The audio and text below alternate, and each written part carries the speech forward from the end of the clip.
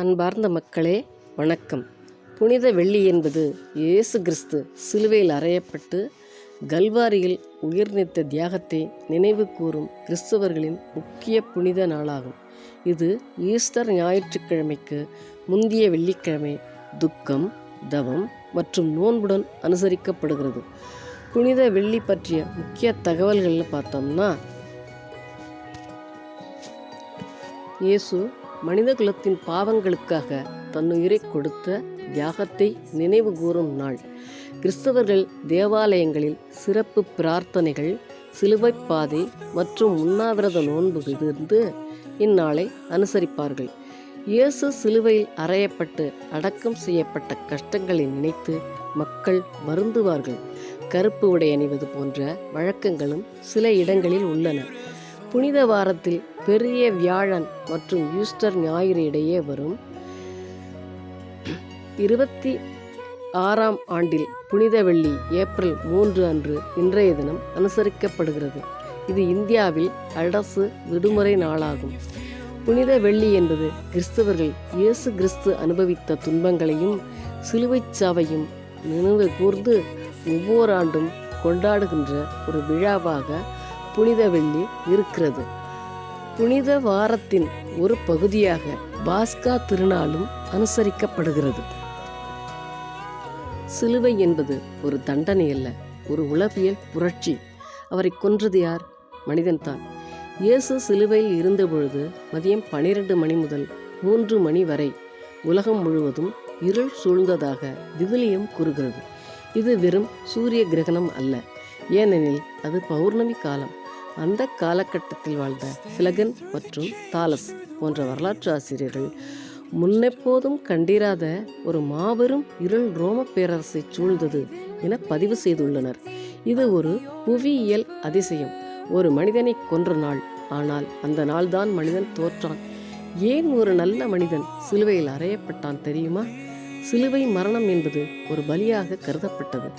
அன்றைய ரோமன் கலாச்சாரத்திற்கும் பண்டைய தமிழ் கலாச்சாரத்தில் நிலவிய உயிர்ப்பலி தடுப்பு முறைகளுக்கும் இடையே உள்ள ஒரு மெல்லிய ஒப்பீட்டை உற்று நோக்கி பாருங்கள்.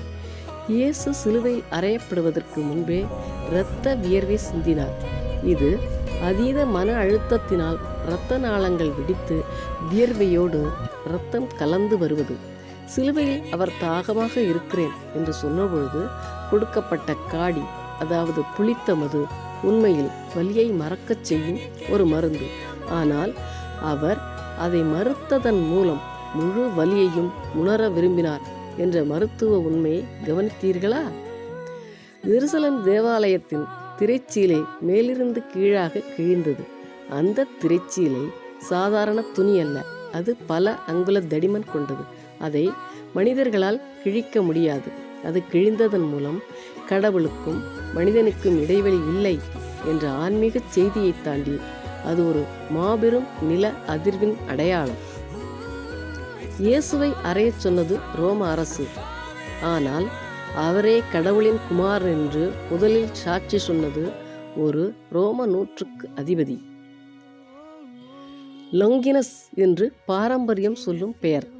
ஒரு எதிரி நாட்டைச் சேர்ந்த இராணுவ அதிகாரி எதை கண்டு அஞ்சினான்?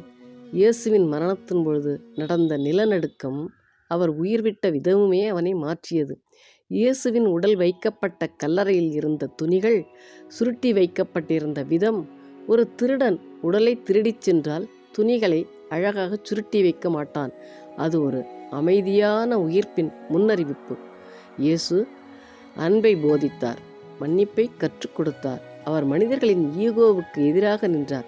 அதிகாரத்திற்கு பயப்படவில்லை. உண்மையை நேராகச் சொன்னார். கூட்டத்தை ஃபாலோ செய்யவில்லை. அதனால்தான் அவரை அழித்தார்கள். உண்மையை ஏற்க முடியாத மனம், மாற்றத்தை பயப்படும் சிந்தனை, நான் சரி என்ற அகம்பாவம், இதே காரணம் இன்னும் நம்முள் இருக்கிறது. சிலுவை ஒரு மரணக்கருவி மட்டுமல்ல, அது மனிதனின் கண்ணாடி, மனித மனத்தின் கண்ணாடி. நம்முள் உள்ள பொறாமை, நம்முள் உள்ள வெறுப்பு, நம்முள் உள்ள பயம், இவையெல்லாம் சேர்ந்துதான் ஒரு நல்ல மனிதனை அழிக்கிறது. அவரை சிலுவையில் அறைந்தவர்கள் அவரை வெறுத்தவர்கள் அல்ல, அவரை புரியாதவர்கள். இன்று உண்மையாக பேசுபவர்களை நாம் தள்ளுகிறோம், நல்லவர்களை நாம் சந்தேகிக்கிறோம். வேற மாதிரி யோசிப்பவர்களை நாம் ஒதுக்குகிறோம். இதுவே சிலுவை இன்னும் நடக்கிறது. புனித வெள்ளி அவர் இறந்த நாள் இல்லை. மனிதன் தனது குறைகளை பார்க்க வேண்டிய நாள். நாம் மாற்றப்படுகிறோமா அல்லது மீண்டும் ஒருவரை சிலுவையில் ஏற்றுகிறோமா? சிலுவை என்பது உடல் வலி இல்லை, மனவலி. மன்னிப்பு என்பது பலவீனம் இல்லை, உச்ச தைரியம். அவரை கொன்றது கத்தி இல்லை, கருத்து வேறுபாடு. மேலும் புனித வெள்ளியின் தியாகத்தையும் அதன் பின்னால் இருக்கும் ஆழமான அர்த்தத்தையும் நாம் உணர வேண்டும். சிலுவையின் நிழல் ஒரு சிந்தனையாக இன்று நாம் பார்ப்பது வெறும் மரணத்தை பற்றி சிந்திக்கவில்லை, மாறாக அன்பின் உச்சகட்டமான தியாகத்தை பற்றி சிந்திக்கிறோம். தந்தை, இவர்களது பாவங்களை மன்னியுங்கள், தாங்கள் செய்வது இன்னதென்று இவர்களுக்கு தெரியவில்லை என்று சிலுவையில் வைத்து தன்னை துன்புறுத்தியவர்களுக்காகவும் இறைவனிடம் வேண்டிய கருணையின் முகம்தான் புனித வெள்ளி. புனித வெள்ளியின் செய்தி என்ன? அது மன்னிப்பின் வலிமை. நம்மை புண்படுத்தியவர்களையும் மன்னிக்கும் பொழுது நாம் இழப்பதில்லை, மாறாக நம் இதயத்தின் பாரத்தை இறக்கி வைத்துவிட்டு உயர்கிறோம். அது தியாகத்தின் அடையாளம். ஒரு விதை நிலத்தில் விழுந்து வடிந்தால்தான் அது பலன் தரும். அந்த தியாக விதைதான் மனித குலத்திற்கு அன்பையும் நம்பிக்கையையும் அமைதியையும் பாடமாக விட்டு சென்றுள்ளது. அது இருளிலிருந்து ஒளி நோக்கி நகர்கிறது. இன்று இருண்ட வெள்ளியாக தெரிந்தாலும் இது ஒரு முடிவு அல்ல, உண்மையான அன்பும் நீதியும் என்றும் அழியாது என்பதற்கான தொடக்கம்.